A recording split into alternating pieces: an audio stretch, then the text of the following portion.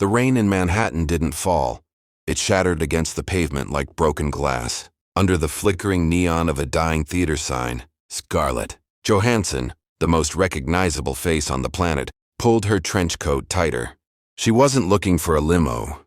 She was looking for a breath of air. That's when she saw him.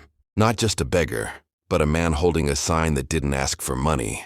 It said, "Tell me a story I haven't heard." While the rest of the world sprinted past, chasing digital ghosts, the Black Widow stopped. She didn't reach for her wallet.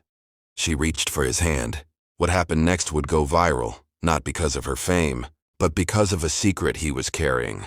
A secret that would change how Scarlett saw herself forever. This is the night the lights of Broadway went dim, and a single soul flickered bright. Scarlett had spent the day in a windowless room, dissecting scripts and discussing marketability. Her skin felt tight under layers of studio makeup, and her ears rang with the artificial praise of agents. To the world, she was a goddess of the silver screen. To herself, she felt like a fragmented mosaic of everyone else's expectations. She had escaped out the back exit of the Richard Rodgers Theater, hoping the downpour would act as a veil. She walked 3 blocks, her boots splashing in oily puddles. The city felt cold, not just in temperature, but in spirit. Then she saw the man. He was tucked into a shallow alcove of a closed bookstore. He sat on a milk crate, draped in a tarp that had seen better decades. Most people gave beggars a wide berth, a 5-foot radius of not my problem.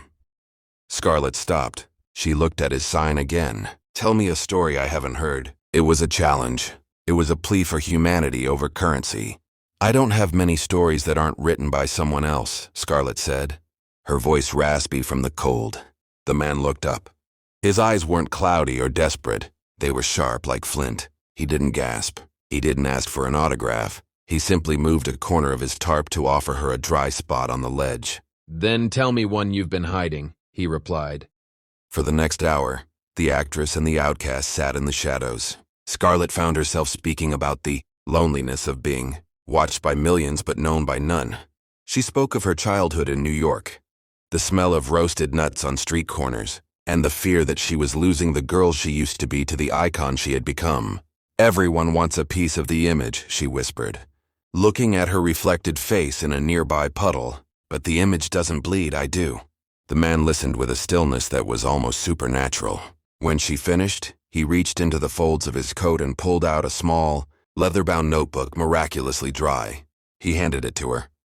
"I was a set designer once," he said softly. "I built worlds for people like you to play in. Then my world collapsed. First my wife, then my house, then my mind. People see the tarp now. They don't see the architect." As Scarlett flipped through the pages, she saw breathtaking sketches of the very city they were sitting in, but drawn with a warmth and magic that the real New York lacked. He had captured the soul of the city in pencil lead. She realized she wasn't the one being charitable. He was giving her back her perspective. The rain began to taper off into a soft mist. Scarlett's phone buzzed. Her security team was frantic. She ignored it. She looked at the man, whose name she now knew was Elias.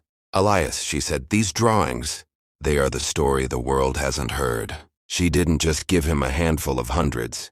She took a photo of his contact page and, over the next few months, used her massive platform to organize an exhibition titled "The Architect of the Shadows."